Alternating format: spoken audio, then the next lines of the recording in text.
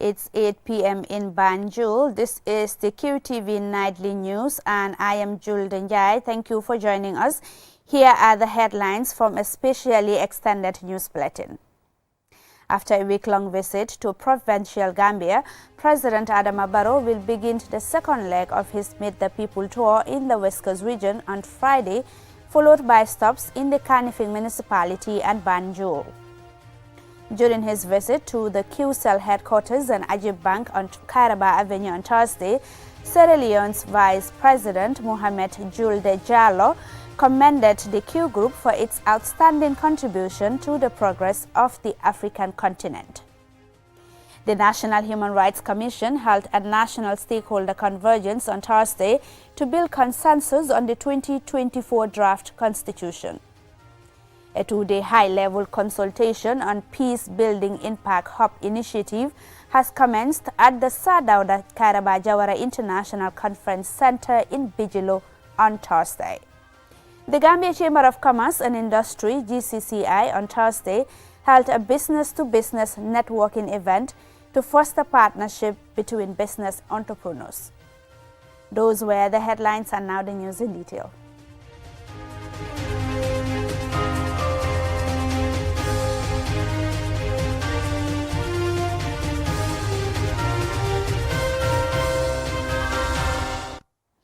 Thank you very much for staying with us. If you are just tuning in, this is QTV News. Now, after a week-long tour of provincial Gambia, President Adama Barrow will begin the second leg of his Meet the People tour in the West Coast region on Friday, followed by stops in the Kanifing municipality and Banjul.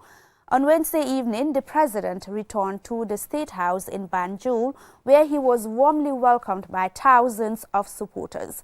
Usman Jatta has the latest. This was the bustling scene at the governor's office in the Lower River region before President Barrow's departure to the State House in Banjul. After security arrangements, the convoy was lined up as a wave of supporters gathered, with local leaders, farmers and students all on hand to bid the president farewell.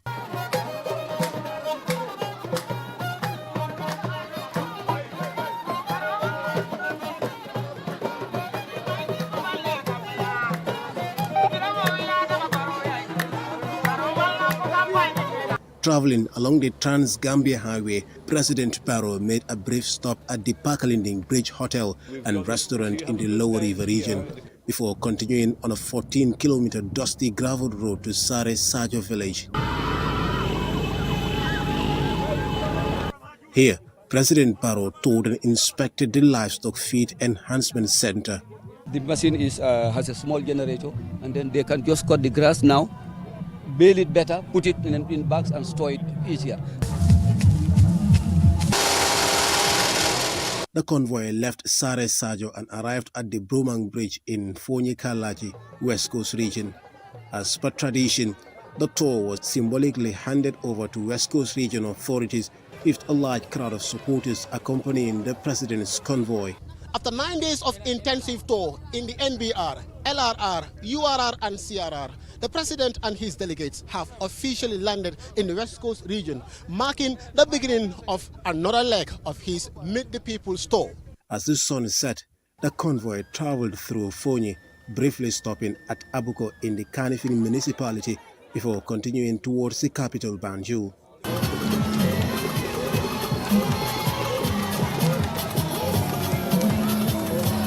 In Banjul, the capital was filled with jubilation as Vice President Mohamed B.S. Jallo was on hand to welcome President. President Barrow exchanged greetings with dignitaries and expressed gratitude to the people for their unwavering support during the first phase of the tour. It was a very, very good tour. Turnout was very, very good. People come out in their numbers, and we engage with the Gambian people, and I think it was very, very constructive. This is the first leg. We wait for the second leg. At least we have done 4 regions. We are left with 3. When we complete the 3, then we will have the overall analysis of the tour. But so far, we are very happy. We are satisfied with the engagement, challenges, and successes also, definitely. When we go for tour, people demand a lot of things. I think that have really gone down. We have now realized that definitely we have achieved a lot within the period. As President Barrow begins the second leg of his tour on Friday, he is expected to continue engaging with the people, sharing messages of unity, progress, and hope for the nation's future. Osman Jata, reporting for QTV News. During his visit to QCell headquarters and Ajib Bank on Karaba Avenue on Thursday, Sierra Leone's Vice President Mohamed Julde Diallo commended the Q Group for its outstanding contribution to the progress of the sub-region and the African continent. And Sumana Esonyasi was with the delegation, and he now reports. Good to see you. Two former college mates, one now the Vice President of Sierra Leone and the other an internationally renowned businessman driving change across West Africa, reconnected during a recent visit. His Excellency Mohamed Julde Diallo's visit further reinforces Q Group's position as a leading multinational business conglomerate in the region. Welcomed by Q Group Chairman Mohamed Jah, Vice President Diallo toured several QCell offices, engaging with staff and witnessing firsthand the cutting-edge infrastructure that is reshaping the GSM industry. Ahmad Jah, Chief Technology Officer, provided insights to the Vice President on how these modern technologies function and enhance the quality of QCell's network and services. The digital map, which is a live real-time map of status of the sites in the whole country. And this is showing you our internet connectivity and the utilization and the bandwidth, and these are all real-time as well. So they have other dashboards and things that they are watching on their PCs as well. So just to make sure that we have complete visibility of the network and status. A visibly delighted Chairman Jah warmly welcomed Vice President Diallo and his delegation to the QCell headquarters, reflecting on his journey from humble beginnings to becoming a leading entrepreneur in the region. Jah shared his personal story of growth within Sierra Leone's business sector. He reaffirmed his commitment to providing citizens of both Sierra Leone and the broader region with access to the latest high-quality technology services. I want to let you know that the government, we are ready, we are there to support you, to expand even beyond telecommunication, like you just said, on the banking side. We are there to do that. And I must say, as a former college mate of yours, I am very proud of you. My history with His Excellency, my brother, started from the university. I was in Forobe College with him, and our objective at the time was to learn and have good grades, but to come and impact society. And I think that's our objective. He is in the political or government entity, I'm in the private sector, but it's all the same. The private sector and government, we should work together to impact society. And he's been doing a very good job with President Bio, and they have impacted societies in Sierra Leone. I've been there before they were in, and still now I'm there, and I've seen the developments the government of President Bio and my brother here has done to impact society. Vice President Diallo also visited QCell's new state-of-the-art office complex, currently under construction and set to be inaugurated next year. After touring QCell, he proceeded to Ajib Bank's new headquarters on Kairaba Avenue, where he interacted with staff, expressing his admiration for the new impressive complex and offering words of encouragement. Q Group Chairman Mohamed Jah reiterated his vision of replicating these success stories in Sierra Leone, where Q Group companies like QCell and Q Money are already operational. He also shared plans to expand Ajib Bank into Sierra Leone. Vice President Diallo shares his overall impression of the Q Group's contribution to the region's development. I am very impressed with what I've seen, and I'm also very impressed with the investment he has made in Sierra Leone, and I want to thank him personally for that, and also the future perspective he has, to support not only Sierra Leone and Gambia, but the region. I like the Pan-Africanist philosophy that is driving Mr. Jah. You understanding that Africans can do it, our brothers and sisters in Africa can do it, they can build businesses, and those businesses will have to get a foothold, and they will succeed. Q Group Chairman Mohamed Jah stated that the Q Group's achievements in both the Gambia and Sierra Leone further strengthen his belief that with the right support, the citizens of both countries can achieve remarkable successes that would be the envy of many. He reiterated his commitment to contributing to the development of both nations through increased investments. Today we are able to tell the whole world that we Gambian Sierra Leoneans can do it. You know, I'm a product of Sierra Leone. I graduated from Sierra Leone.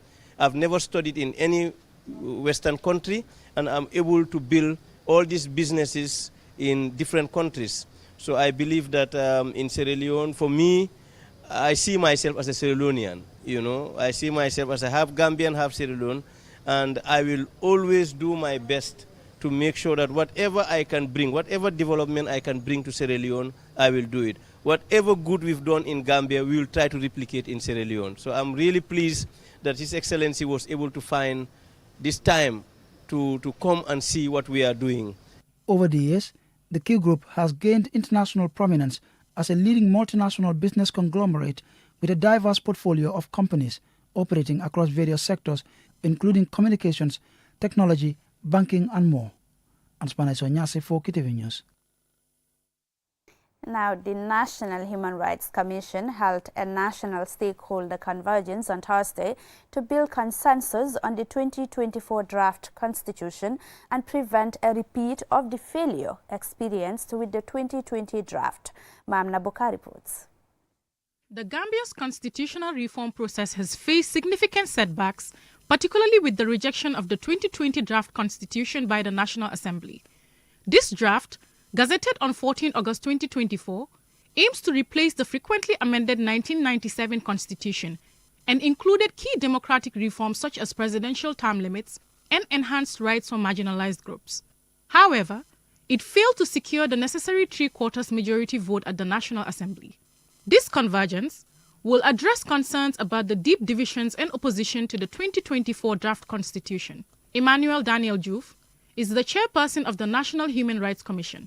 Our main objective, as was stated in organizing this national convergence, is to promote dialogue and advocate for laws and policies that uphold human rights, accountability, and good governance, including a constitution that reflects the aspiration of the Gambian public. Ladies and gentlemen, a constitution is more than just a legal document. It is indeed a social contract, a blueprint for national governance, and a safeguard for the rights and dignity of everyone. Concerns raised over the 2024 draft constitution include claims that it undermines accountability and ethical governance by removing key provisions built to prevent corruption and ensure transparency, and concerns over the constitution stifling dissent and eroding civil liberties essential for safeguarding democracy. Penda Diba, the executive director of the Gambia Bar Association, emphasized the need for a people-centered constitution. The constitution must go beyond mere codification of laws. It must enshrine and protect fundamental rights as inherent, universal, and indivisible. These rights are not privileges, but entitlements rooted in human dignity. The Gambia Bar Association reiterates that rights must be safeguarded. Mechanisms must ensure these rights are protected from arbitrary suspension or infringements. Participants at the convergence will be taught the mandates of the Constitutional Review Commission, divided into groups, and assigned chapters of the draft 2024 Constitution to critically review and raise concerns, after which they will be expected to suggest key alternatives. Here is Hussein Tomasi, the Gambia Solicitor General and Legal Secretary. The task before us is not simply to build a consensus, but to allow a new constitution which is embedded with the spirit of constitutionalism. And as I have highlighted earlier, what constitutionalism is. What are our values? What do we want to see? Fundamental human rights, economic rights, right to health, right to education, and our own fundamental values and national cohesion. The two-day convergence will facilitate dialogue among diverse stakeholders to develop actionable recommendations that will ensure the successful adoption and implementation of the Constitution. Mamna Buka, reporting for QTV News. And now, a two-day high-level consultation on the Peacebuilding Impact Hub initiative has commenced at the Sadauda Karabajawara International Conference Center in Bijilo. The convergence has attracted stakeholders, including the United Nations Peacebuilding Support Office, representatives of the Gambian government, and international delegates. Lolly M. Kamara has the details. The organizers say the meeting marks the first step towards rolling out the country spotlight exercise in the Gambia under the newly launched Peacebuilding Impact Hub initiative. Abubakar Suleiman Jeng, the National Security Advisor, on behalf of the Gambian government, welcomed delegates to the meeting and emphasized the event's importance as it will reflect the government's progress in transitional justice and chart a path forward for collective peacebuilding.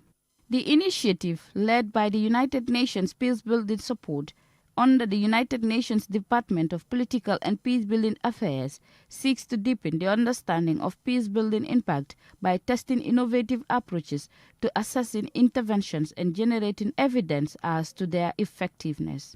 During the opening session, Carl Frederick Paul, the United Nations resident coordinator in the Gambia, highlighted the significance of the country spotlight exercise, which will be implemented across 2024 and 2025. Furthermore, he also talked about how the establishment of the TRRC marked a pivotal milestone on this journey. The TRRC has documented 1,253 testimonies representing victims of every region of the Gambia. The Commission has not only acknowledged the suffering endured by the victim, but also administered interim reparation to 617 victims to date, setting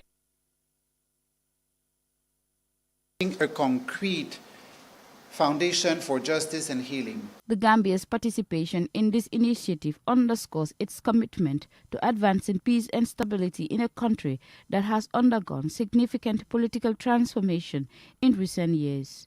Seri Modunjai is the Minister of Defense. Following the peaceful transfer of power to His Excellency President Adama Barrow in January 2017, we embarked on a journey to address the deep-seated wounds left by the human rights violation that occurred between July 1994 and January 2017. Our democratic transition in 2017 provided an opportunity to rebuild institutions, restore trust in governance, and promote reconciliation and the rule of law. Awad Dabo, the deputy head of the United Nations Peacebuilding Support Office, said the Gambia has made remarkable strides since 2017 in addressing the legacy of human rights violations. She emphasized that the United Nations remains a steadfast partner throughout this journey. Officials expressed eagerness for the initiative, viewing it as an opportunity to solidify gains made since the country's democratic transition in 2017. A panel discussion was hosted by the Deputy Speaker of the National Assembly. The event has also attracted international peacebuilding experts, regional policymakers, and civil society representatives, fostering an environment of shared learning and collaboration. For QTV News, Lolly M. Kamara. Now, the Gambia Chamber of Commerce and Industry, GCCI, on Thursday held a business-to-business networking event to foster partnership between producers, buyers in the Gambia, inclusive and resilient agricultural value chain Giraffe project. Yafatu Gay tells us more. The B2B networking session brought together small and medium-scale farmers and key players in the production of rice, maize, poultry, horticulture, and cashews in the Gambia. The event provided an opportunity for them to exchange business ideas and build relationships that could lead to partnership. The goal of the interaction is to promote the development of an inclusive, resilient, and competitive agricultural food value chain with a focus on supporting smallholder farmers and agribusinesses. Sarata Konate, the CEO of GCC, the B2B session in promoting business growth and enhancing market access. Part of our raison d'etre of the Gambia Chamber of Commerce is to provide and create connections, which is what this B2B aims to do. But you need to build and create bigger and better and stronger relationships first before you can enhance and have more sustainable access to markets. And that's what B2Bs do. Mamadou Saliu Sow, the Giraffe Agribusiness Specialist, provided an overview of the aims and objectives of the Giraffe project. The project consists of 3 interlinked technical components organized to address the key binding constraints for the development of agriculture and agribusiness sector. One is improving the business environment for commercial agriculture development, and then 2, building a productive and climate-resilient agri-food system, and 3, mobilizing productive investment along the value chain. Aliu Sow, the coordinator for the National Coordinating Organization of Farmer Association in the Gambia, urged the government to continue supporting local farmers and promoting the consumption of locally made products. NAFA, as a farmers organization, will continue to propel and promote farmers to continue to produce more, and will always be urging the government through the Ministry of Agriculture to mobilize resources to support these farmers, to increase their production and productivity, so that we'll be able to meet the demand for the processors, we'll be able to meet the horticultural demand for the hotel industry. Tong Zam, the representative from the Chinese embassy in the Gambia, stated that China welcomes the importation of goods from other countries and expressed his anticipation for the importation of the 5 food value chain products from the Gambia to China. Most export commodities from Gambia are mainly agriculture products. So I think a very good chance, very good opportunity for the Gambian agricultural sector to export more commodity to China. I think the Chinese market is quite big for the accept all the exportation from the Gambia. Funded by the World Bank, the Gambia Inclusive and Resilient Agricultural Value Chain Development is a 5-year project focused on the production of rice, maize, poultry, horticulture and cashews, key staple food that are widely consumed in the Gambia. The project aims to develop inclusive, resilient and competitive agricultural value chain with a focus on supporting smallholder farmers and agri-businesses. Reporting for QTV News, this is Yafa Tugay. That report there takes us to a commercial break. When we return, we have more local and sports news stories for you. Do stay with us. fii mooy fan fii mooy INASA di place bi nga xam ne moom la ñëpp taaw place bii bépp xeetu ataaya bu baax rek bu dugg see ci dëkk bi xamal ne fii rek la am bara wërga bii neex na lool saf na ba pare tamit nag am gu bu neex boo ko naanee rek da ngay kontaan ci saas añ ba suur ba gëreesal li nga lekk jëndal baara ataaya bii ndax moom la ñëpp taaw gis nga sama client bii ataaya bu neex bu ne moom laa koy njëkk a jox ndax moom kat ataaya bu neex rek lay wër baara wërga bii mooy wërga bi gën te moo gën a saf kon nag ràññee leen ko bu baax kon daw leen gaaw ca Banjul foofu ca INASA di place bi nga xam ni foofu rek nga ko mën a amee wholesale wala retail mu ngi foofu ci boori court house bi foofu ca Banjul wala nga daw ci bépp marché bépp supermarket bépp boutique fépp foo dugg rek di nga mën a am baara warga bii nga xam ne moom la ñëpp di wër tey baara warga moo dàq ci warga yi man maa ngi ci moom ndax su ma mënee ataaya moom rek lay naan. The future is now. With QCell's 5G network, experience speeds like never before. With our new 5G Rocket Fixed Internet plan, get speeds from 10 Mbps to 100 Mbps. Your 5G-enabled devices. Walk into QCell headquarters to get one of our 5G routers and experience the true feeling of 5G. Only with QCell. QCell brings you the future. Tech, innovation, incredible speed. The future is now. For more information, call our customer care on 111. QCell, Sunyapus. We innovate, others follow. Terms and conditions apply.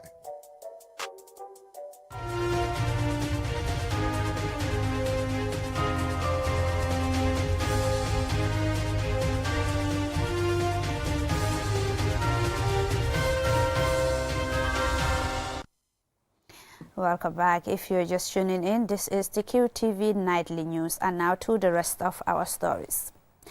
On Wednesday, the General Legal Council of the Gambia admitted 35 Gambians as barristers and solicitors of the Supreme Court of the Gambia. Here is Mam Nabuka. The General Legal Council regulates the legal profession in the country by overseeing admissions to the legal profession, guiding legal education, and supervising the Gambia Law School.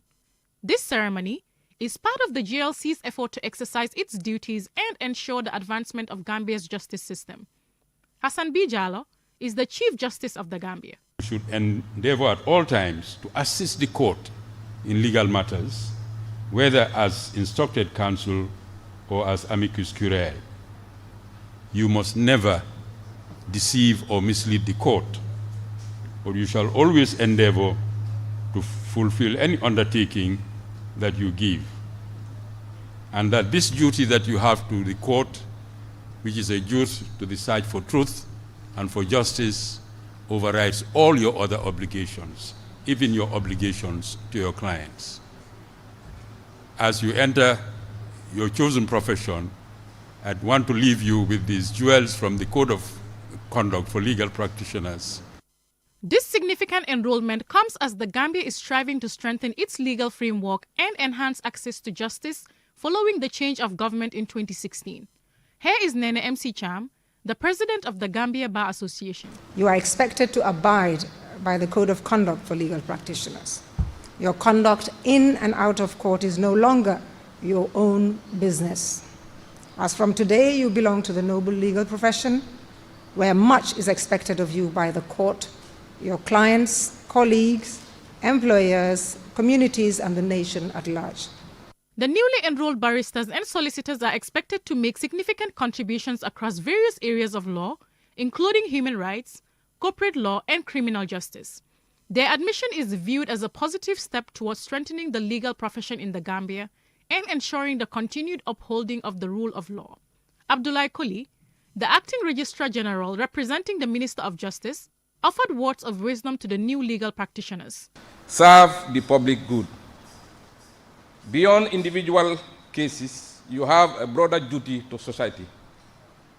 Use your skills to give back, whether through pro bono work, legal education, or championing reforms that make justice more accessible. The newly enrolled lawyers took their oaths, pledging allegiance, honesty, and loyalty to the General Legal Council, the Supreme Court, and the Gambia's justice system. Following the ceremony, they were officially signed in and enrolled by Chief Justice Hassan B. Jallow. Mam Nabuka, reporting for QTV News. Congratulations to the admitted barristers and solicitors. We wish them all the best of luck. Now, Alliance Française de Banjul, in partnership with the French Embassy in Senegal and other partners, organized a mid-term review of the Women Empowerment Project aimed at using arts and culture as tools of expression and awareness. Fatou Gay tells us more. The Women Empowerment Project seeks to promote gender equality and empower women by utilizing arts and culture as powerful tools for self-expression and awareness. In collaboration with Gambian CSOs, including WAVE, WIL, Girls' Pride, and Amnesty International, the initiative emphasizes the importance of women's rights, foster their active participation, and contribute to the creation of a peaceful, inclusive environment rooted in intercultural understanding. Ambroise Père, representative from the French Embassy in the Gambia and Senegal, reaffirmed France's commitment to safeguarding the rights and welfare of both boys and girls. The Women Empowerment Project, actually active here in the Alliance Française with local partners, is an opportunity for France to support concretely women's rights on the field. So the French Embassy is funding this project.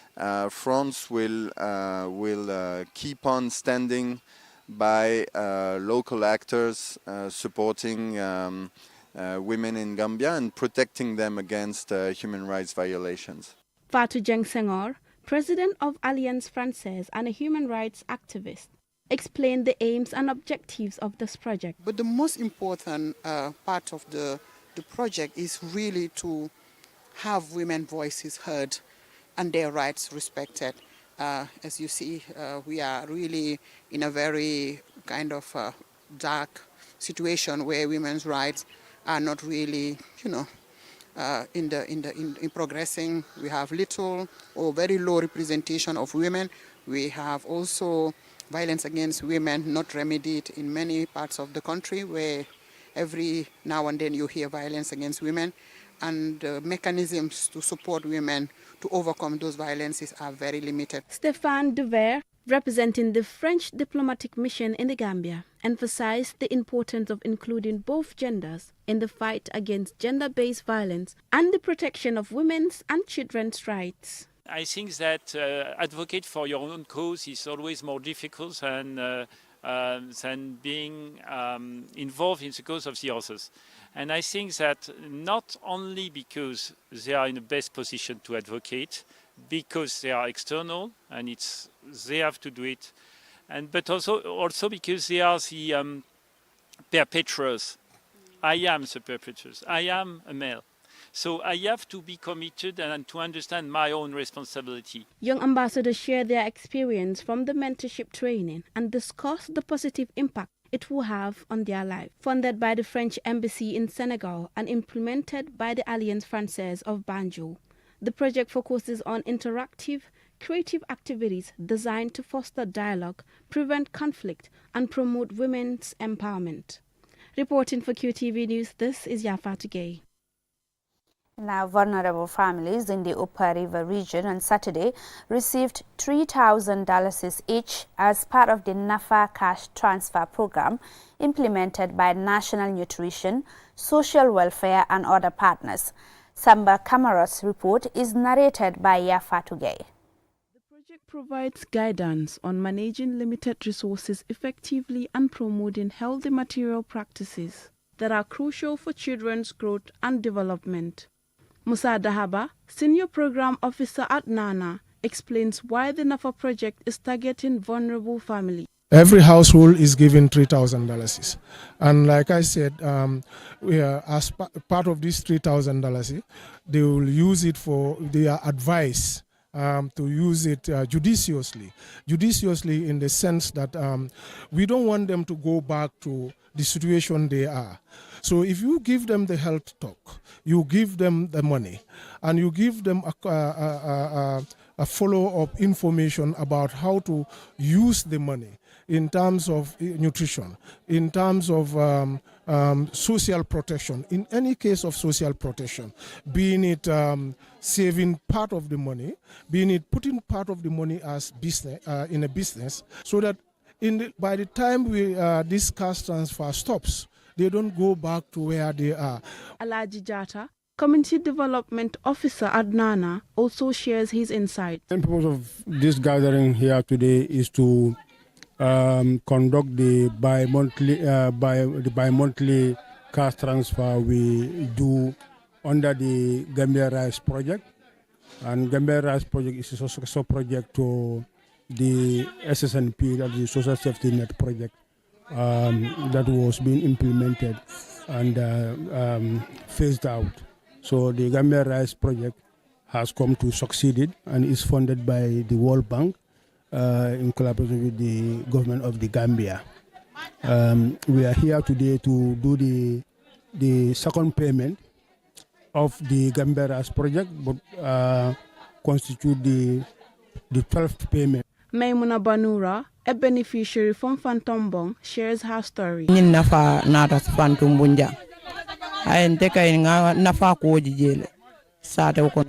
NAFA started supporting us, things have changed dramatically. My children's education, which was a big problem before, is no longer an issue. Uniforms, books, and food are now much easier to provide. Before, my husband and I relied on seasonal farming to meet our needs, but now we have seen significant benefits from NAFA. Fatumata Sanyang is another beneficiary from Koena. NAFA mi nafante. He NAFA mi nafante atiban nafola.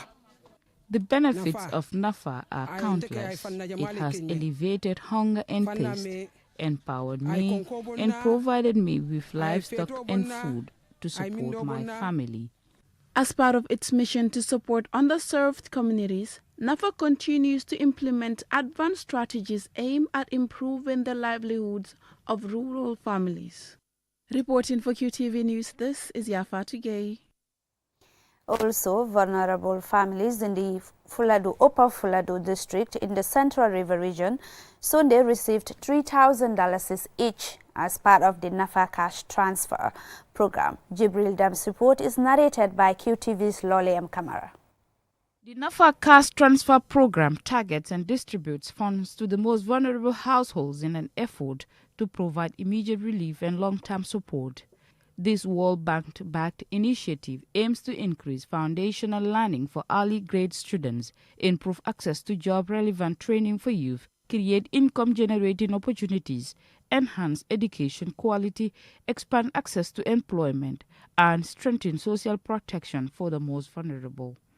Malang N. Fofana, the executive director of NANA, explains the importance of targeting vulnerable families with this project. In the Gambia Rise, we are also going to expand to additional 20,000 households. So by the end of the Gambia Rise project, we will cover about 36,000 households in the country. And the way we do the payment is that before you receive the cash, our procedure is you must follow social rehabilitation communication sessions that is addressed. And today, we are taking two topics. One, we talk about the RISE project in general, and two, we also trying to educate them on pneumonia, because at this time of the year, pneumonia is the colds are too much. Musu Koma, the board chairperson of NANA, shares her perspective on why this project is so vital for the community. But this component is the social behavioral change education component, as well as the cash transfer component. The government is trying to work with all stakeholders to see that we contribute towards eradicating poverty. So there is a criteria for selection and a benchmark, but overall it's targeting the poor. So that at least the poor will have cash and go home, discuss as a household to try to address some of the issues that are really contributing to the poverty of that household. Mahmoud Ba, a beneficiary from Fulabantang, talks about how the project has impacted his life.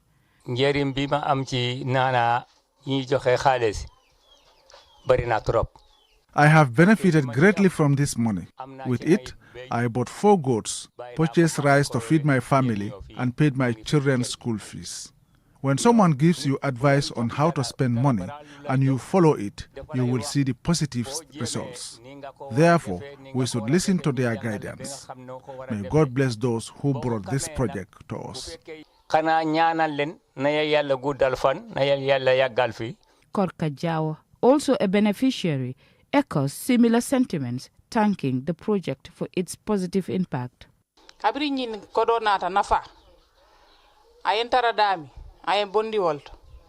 The NAFA money has improved my living condition. Before we received the money, they educated us about how to use the money to make profit. So we saved $500 a month, and within 6 months, we bought a goat. Now, that goat has 2 kids.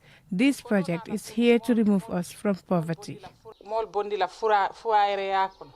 This project focuses on improving foundational learning in early childhood education up to grade 4, expanding access to technical and vocational education and training (TVET) that aligns with labor market needs, and creating income-generating opportunities for the poor and food insecure. For QTV News, Lolly M. Kamara. A cold storage room was officially handed over to the Gambia Armed Forces by Quality Food Company on Tuesday. The facility is designed to improve food preservation and storage for the Gambia Armed Forces Training School. Yafa Tugay tells us more. This donation aims to improve the Gambia Armed Forces' ability to preserve perishable supplies, particularly meat, chicken and fish. The cold storage facility will help maintain the nutritional value of food. Serin Modinjai, the Gambia's Ministry of Defense, says this donation will ensure the food consumed by the Gambia Armed Forces is properly preserved, maintained, and meets high-quality food standards. I want to encourage Mr. Ndau to continue to work closely with the Armed Forces to improve the food and food services of the Armed Forces, and also to endeavor to participate in other areas to improve the general well-being and welfare of members of the Gambia Armed Forces. The Ministry of Defense and the Office of the Chief of Defense Staff continues to applaud the good work of Mr. Ndau and will work closely together to sustain a mutually collaborative and fruitful relations. Alaji Usman Ndau, the CEO of Quality Food and a former member of the Gambia Armed Forces, says this donation is his way of supporting the Gambia Armed Forces and contributing to national development. As a citizen, we must ask ourselves, what can we do for our country? Not what can our country do for us. And I'm calling on every former military officer to emulate us and to come back and support and to do their quota with the armed forces. This is just the beginning of our partnership with the Gambia Armed Forces. We will continue to support our men and women in uniform. We owe it to them, and we will work tirelessly to support them. Lieutenant General Mohamed Ocham, the Gambia's Chief of Defense Staff, emphasized the importance and benefits the cold storage room will bring to the Army. The core room represents more than just an infrastructure. It symbolizes the determination of GAF's High Command, together with its partners like Mr. Ndau, in prioritizing the well-being of our men and women in uniform and the efficiency of our logistical operations. With this addition of the cool room, it will significantly enhance our capacity to store perishable rations and other temperature-sensitive materials. This will not only improve the quality of supplies available to our troops, but will also ensure rapid delivery and deployment of critical resources when and where most needed. The storage facility is crucial for the Army as an institution that receives food in rations for sustenance. It plays a key role in preserving food by preventing the degradation of vitamins and helping maintain its nutritional value for longer periods. Reporting for QTV News, this is Yafati Gay. Now, students from several Greater Banjul area schools participated in a 10 and 5 kilometer cycling race on Sunday at Westfield, aimed at promoting youth cycling. The event was organized by Wonder Year Center of Excellence in collaboration with Tour the Gambia. Well, we apologize for that. We will bring that story in our subsequent news bulletin. This is all we have time for. Do join us again tomorrow for another news bulletin. But before we go, here is a reminder. The Focus on Africa news will be aired by 9 p.m. tonight. Thank you for watching.